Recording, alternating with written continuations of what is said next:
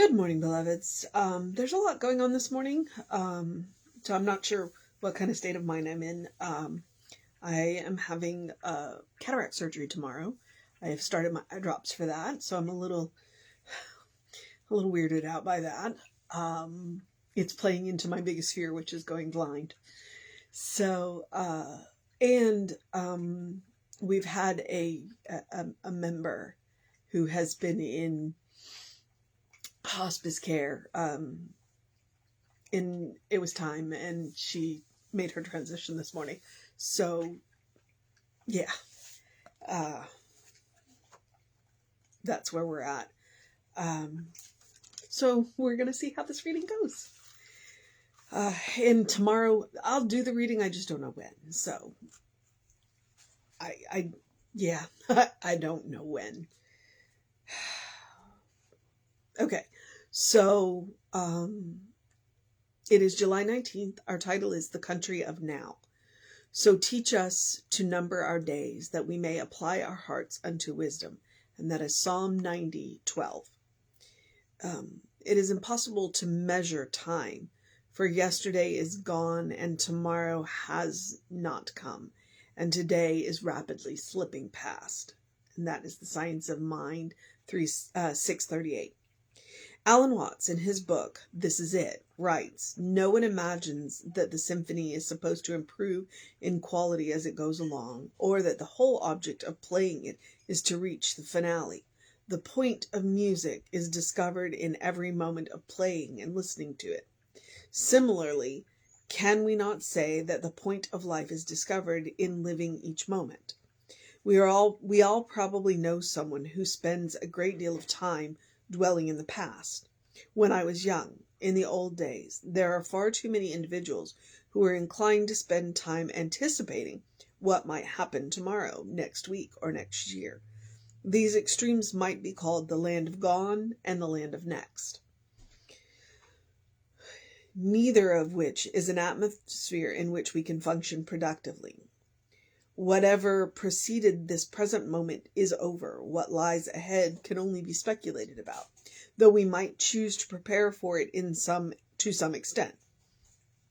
The place, however, where we are called to do our work is in the country of now, the kingdom of God.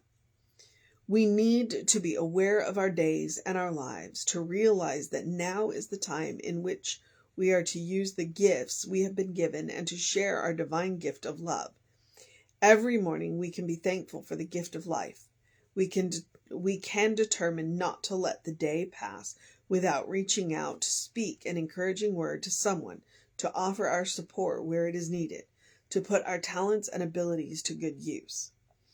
In the beautiful words of Henry Frederick Amiel, life is short and we have not much time for gladdening the hearts of those who travel the way with us. Oh, be swift, O love, make haste to be kind. I know that this life is a gift from my Creator. Today, I let the light of God shine through me, and I am thankful for the blessings I receive." And that is Jean Anderson, J.A. I always want to call her Jane. It's not. It's Jean. And I know that I've said this before, and I'll say it again, because it's a Sun Tzu quote, but anxiety is living in the future and depression is living in the past. And that's because the truth is all we have is the moment now. We do have to pick up the pieces of yesterday, and to some extent, as Jean said, we do have to prepare for tomorrow. But all we have is now. And we can make immense impacts with now. If you watch some of the movies where they talk about, if you go back in time and step on a butterfly and how it can radically change the future. Well, what people forget is we can do that now. We can radically change the future by making a decision now, because now is all we have. The world is a crazy place right now. It just is. And there are decisions that we can make now that will help the future take care of itself. There are decisions now that will make amends with the past. But the only time we can do it is now, and the world would be in a whole lot better of a place if we make decisions now than if we put them off into the future. So, and that is the power of now. Eckhart Tolle wrote a whole book called The Power of Now. It's like, what can you do now? Not what did you do? Not what are you going to do? But what can you do now? Because now's all we got. That's why they call it the present, right? The future's going to take care of itself. And it's going to look like what it's going to look like. And the decisions we make now will shape that. So that's where we have to take our courage and do now and take care of now and understand this is what we've got. Let's make the most of it. Okay. So teach us to number our days that we may apply our hearts unto wisdom. Psalm 90:12. Go read the whole psalm. I'm sure that there is much wisdom in that beyond what that little bit says. Teach us to number our days so that we may apply our hearts into wisdom, because the wisdom is now. Apply your hearts today. And then the second quote, which is The Science of Mind, 6:38. It is impossible to measure time, for yesterday is gone and tomorrow has not come. Today is rapidly slipping past. There's I got it at the Renaissance Festival, and occasionally I use it for my profile picture. And it's time is an illusion. Time was created to keep everything from happening at once. Can we affect the future? Can we affect the past? Yes. But when we do it now. So what decision are you putting off? Make it. What decision are you regretting? Let it go. Make the most of what you have right now and see how it changes your days. So, Alan Watts, in his book, This Is It. I've read Alan Watts. Jesse loves Alan Watts. No one imagines that a symphony is supposed to improve in quality as it goes along, or that the whole object of playing it is to reach the finale. There's a thing going around that talks about destination addiction. It's like we're failing to enjoy the journey. I have traveled a lot, and a lot by car, and sometimes you look out the window and there's nothing for miles. And sometimes you look out the window and the country is beautiful. And, it behooves you to enjoy it. So,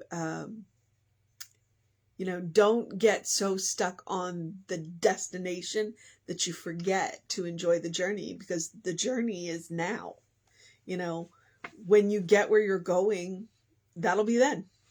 Enjoy now. The point of the music is discovered in every moment of playing and listening to it. Similarly, can we not say that the point of life is discovered in living each moment? And frequently we don't do that. We're busy worried about what happened, and we're busy worried about what's gonna happen, which is, I'm concerned about my surgery because, I have this fear, but that's not now. That's not now. I'm in good hands. And so today I've got to focus on what I got to take care of today, and tomorrow will take care of itself. We all probably know someone who spends a great deal of time dwelling in the past. When I was young, in the old days, like I said, depression, focused on the past equals depression, or can equal depression. I shouldn't say, is. There are far too many individuals who are inclined to spend time anticipating what might happen tomorrow, next week, or next year. Yeah, this girl. That's a little bit of my anxiety. But it's something that I've worked on, and I've worked very hard on, to not worry about it. It's like tomorrow will take care of itself. what I've got to deal with is today, let me do the best I can today, and tomorrow will take care of itself. These two extremes might be called the land of gone and the land of next, neither of which is an atmosphere in which we can function productively, which is true. We do need to, take care of what's left from the past. If we have regrets, we need to make amends. We do need to take care of that, but we can only do it now. And we do want to prepare for the future, but we don't want to live there. It's like, we want to live now. So, make the plans that you need, do what you need, and then live now.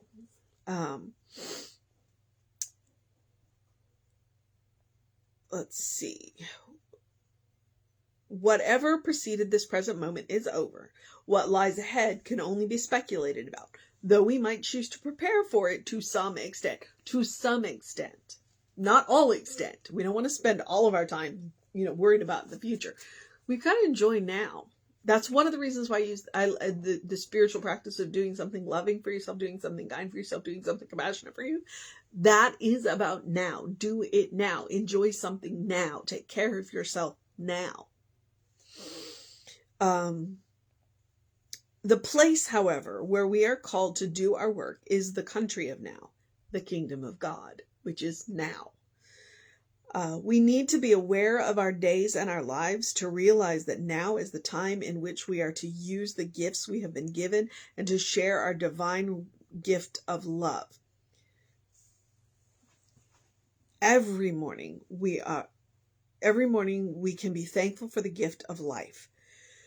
We can determine not to let the day pass without reaching out to speak an encouraging word to someone, to offer our support where it is needed, and to put our talents and abilities to good use. Now. In the beautiful words of Henry Frederick Amiel, and it's Amiel if you want to look him up, and I guess he's French because Henry is spelled with an I and Frederick ends with a C. Life is short, and we have not much time for gladdening the hearts of those who travel the way with us. Yeah, I know. Be swift, O love. Make haste to be kind. And be kind with yourself, and be kind with the people around you, and be kind to the people who don't deserve it. Because they need it more than anybody else does. I know that this life is a gift from my Creator.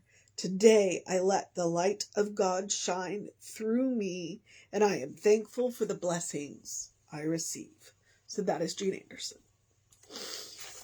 Ooh, okay. Tomorrow's handling fatigue. That should be interesting. I don't know. I have a couple of possibilities where I might do it just really late tonight, or I might do it really early tomorrow morning. Yeah, we'll see. Or I might do it with an eye patch, so I'll look like a pirate. Ooh, I wish I had a pirate's eye patch. That would be fun. Okay. Looking at me. All right. So, the mission today, should we choose to accept it? I'm going to use that last line. Make haste to be kind. The mission today, should we choose to accept it, is to make haste to be kind. To ourselves, to other people, to each other, to all living beings. Be kind. Time is fleeting. And I'm not going to break into song. So if you know the song, you know what I'm talking about.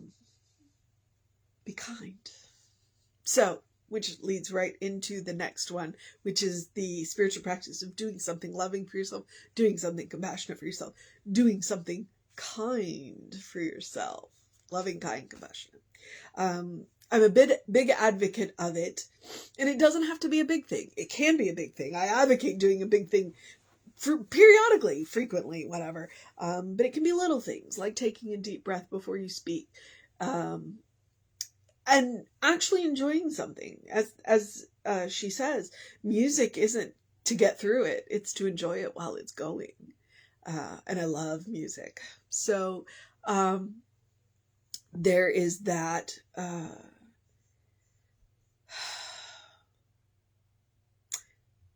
practice on yourself. You deserve your own love. You deserve your own kindness. You deserve your own compassion. Create that habit. Create that bank. Let that be your first response, so that no matter what happens, you can be loving, kind, and compassionate with yourself. Because that's what I'm going to need today. I'm going to need to be gentle with myself, just as the people involved and much closer to this person are going to need to be gentle with themselves. And that's what it is. So, we're creating a world that works with everybody by living in the now. Okay. Occasionally I melt down.